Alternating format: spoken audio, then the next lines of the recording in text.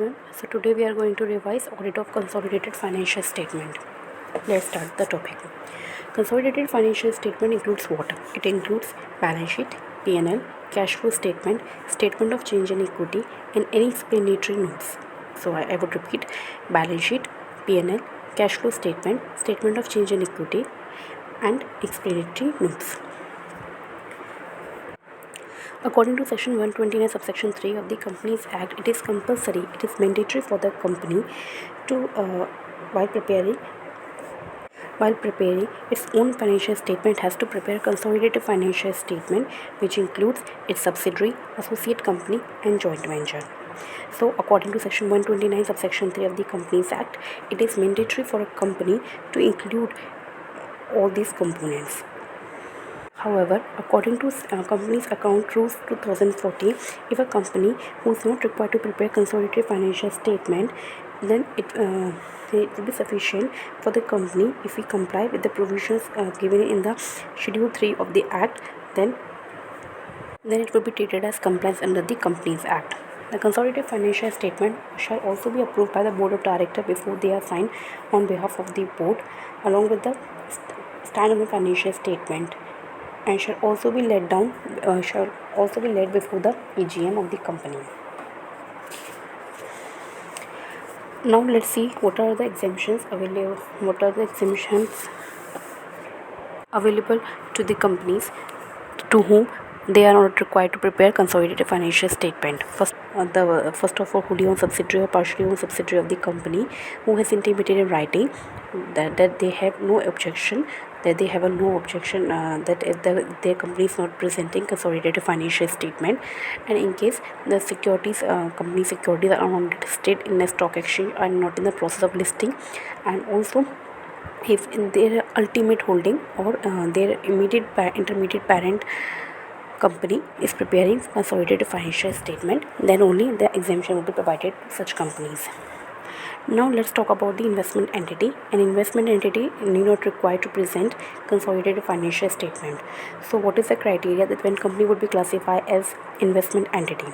An investment entity is an entity which has a main purpose of investment management services, which are providing services of the investment management, and main purpose of such company is to invest fund solely for return from capital appreciation. The keyword is the return from to unreturn from capital appreciation, investment income, or both.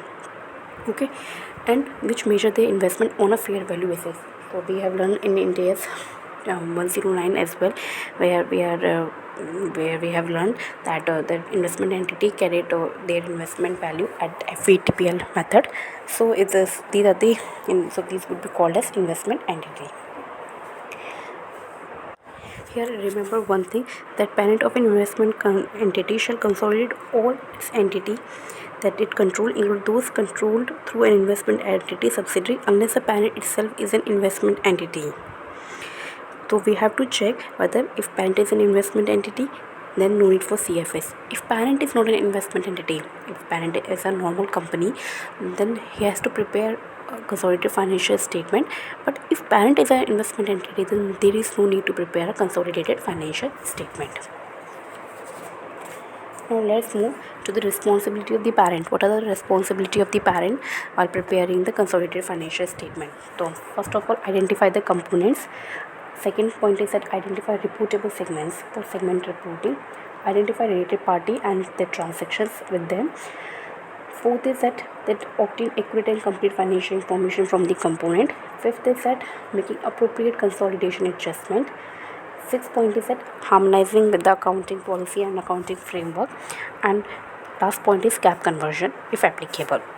So I'm just repeating the points. First of all, identify the components which have to be consolidated, which have to be prepared in consolidated financial statement. Second is identify reportable segment. Third point is identify related party. Fourth point is that obtain information from such components. Fifth is that making appropriate consolidation adjustment, and then harmonize accounting policy and accounting framework, and gap conversion if applicable. So just remember these points. Now let's move to the topic permanent consolidation adjustment and current period consolidation adjustment. In permanent consolidation adjustment, these adjustments are made only on the first occasion or subsequent occasion where there is a change in the shareholding pattern. For determination of goodwill or capital reserve, determination of equity attributable to minority or NCI. So what about the points to be checked by the auditor? He has to pay special attention to the pre-acquisition reserves of the components, and secondly, he has to seek that the pre-acquisition reserve have been allocated appropriately between the parent and the minority, and also has to verify the changes that might have taken place in this permanent consolidation adjustment on account of subsequent acquisitions of the shares. Now let's move to the current period consolidation adjustment. These adjustments are related to elimination of intergroup transactions. So just remember the word intergroup and make point from this word only. Now first point is that intergroup interest paid or received, intergroup profits, intergroup indebtedness, and taxes, DTA, DTL arises due to intergroup profit or losses. So just remember these points with the word intergroup. Okay, now let's move to the another topic, that is management representation is required in case of in the CFS is prepared. What the points that are included in such representation, that there is incompleteness of the component included in the financial statement by the entity, and identification of the reportable segments, and identification of related party and transaction with them, and there is appropriateness completeness of the permanent consolidation adjustments. Okay, now let's move to the reporting area. Reporting area where we have 5 points where their parent is the auditor of all the components, or in case it is quite possible that parent is not the auditor of all the components, it means that parent is the auditor of only parent company, and the another components have its own auditors, and when the component auditors auditor report on the financial statement under an accounting framework is different from that of the parent, or in case auditing framework may be different, or in case components are not audited. So these are the 5 points that are covered under reporting area. In case I would also just tell you the main points of these headings. So in case the parent auditor is the auditor of all components, then he would check that whether the principle and procedure for preparation and presentation of CFS has been followed, and in case of any departure, whether adequate disclosures, auditor has to make adequate disclosures in the auditor report so as to make the aware of the deviation. Okay, now let's move that in case auditor is not the auditor of all its component, in such a case he has to make use of SS 600, SS 706. SS 600 where using the work of another auditor, SS 706 where he has to mention in his report that such component is not audited by him, and it is audited by some other auditor. So he is not just he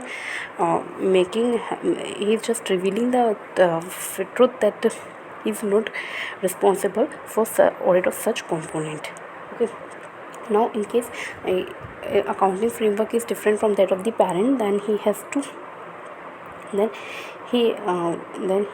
prepare conversion of the component audited financial statement from the framework used by the component to the framework under which the CFS are prepared, and alternatively it is also possible that it is prepared by the component auditor. Then he has to check whether he can rely on such report or not. In case auditing framework is different, then in order to maintain its consistency, the component financial statement should also be audited in a framework that corresponds to the Indian accounting and the auditing standards. In case components is not audited at all, then in such a case he has to mention in his report that such components is not audited, and he has to evaluate a possible modification to his report on the consolidated financial statement, and for this he would make use of the SS 705, and he would mention in his report that such component is not audited, and he would consider its effect on his report. So in this way we have just revised audit of consolidated financial statement chapter. I hope you like it.